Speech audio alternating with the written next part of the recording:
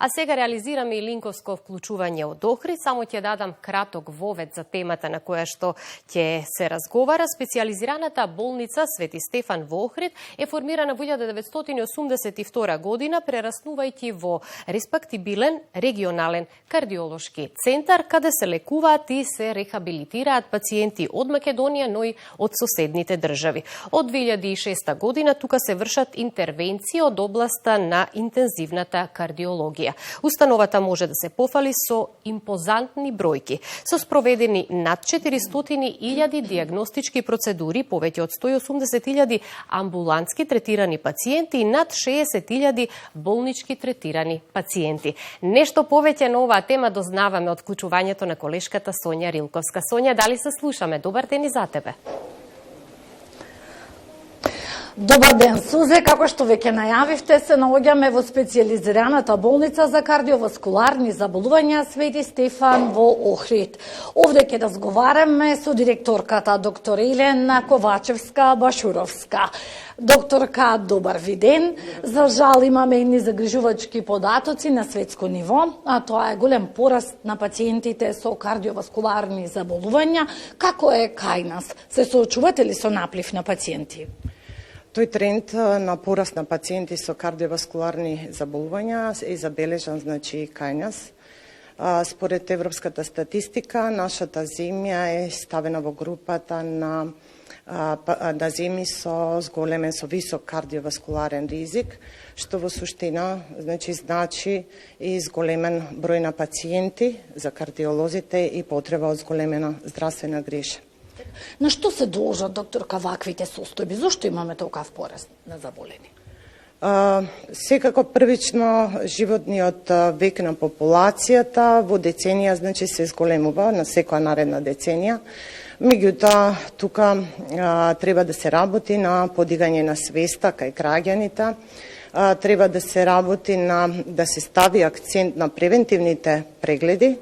Тука влијание имаат и социоекономските исто состојби. Тоа и треба, значи, да се советуваат граѓаните на здрав живот. Да, токму тоа е моето прашање. Кои би биле накусо препораките до сите нас? Да, секако, значи, стоп на пушењето и алкохолот, оптимална телесна тежина, рекреативна физичка активност, максимално ригорозен третман во суштина на хипертензијата и диабетот. Кога доаѓавме навака, видовме еден голем број работници, болницата се реконструира, се подобруваат условите. Какви реконструктивни зафати се одвиваат?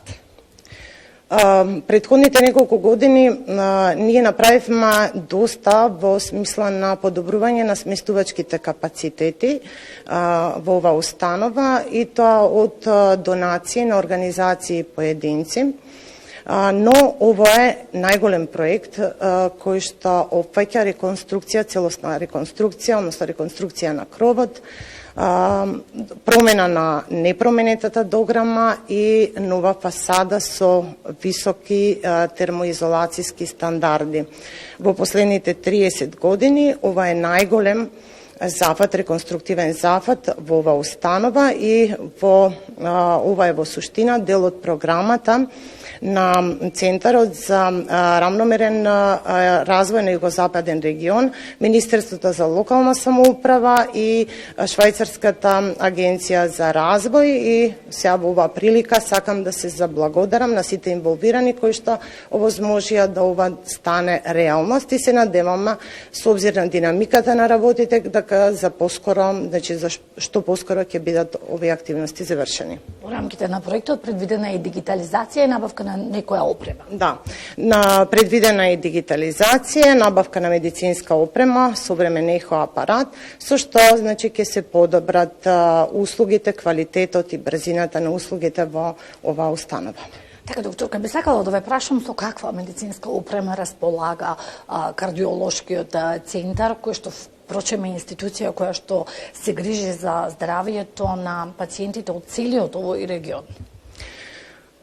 Една ваква здравствена институција која што работи континуирано со огромна бројка на пациенти, потребно е и континуирано обновување на медицинската опрема.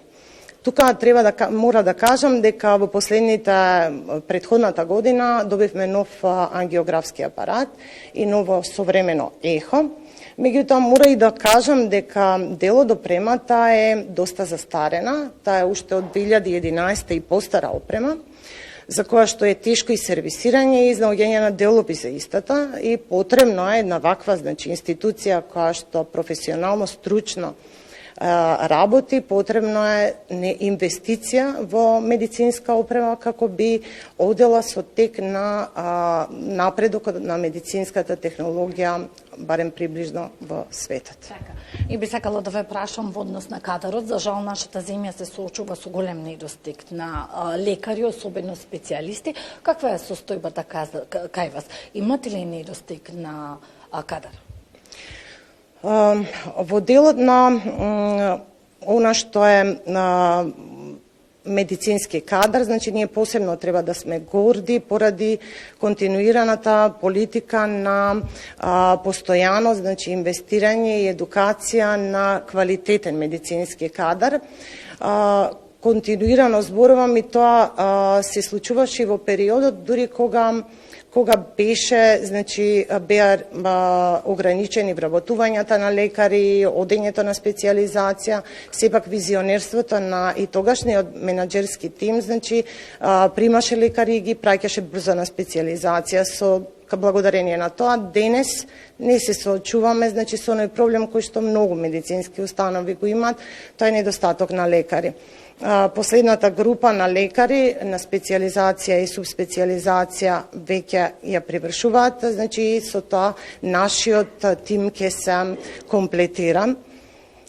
И нема да имате никакви проблеми. Делот на медицински сестри само имаме проблем, значи има недостаток на медицински сестри, дел се пензионираат, дел одат надвор од државата, меѓутоа во континуитет се трудиме да обезбедиме кадар кој што ќе се носи со работата, значи и со врските тука во оваа институција.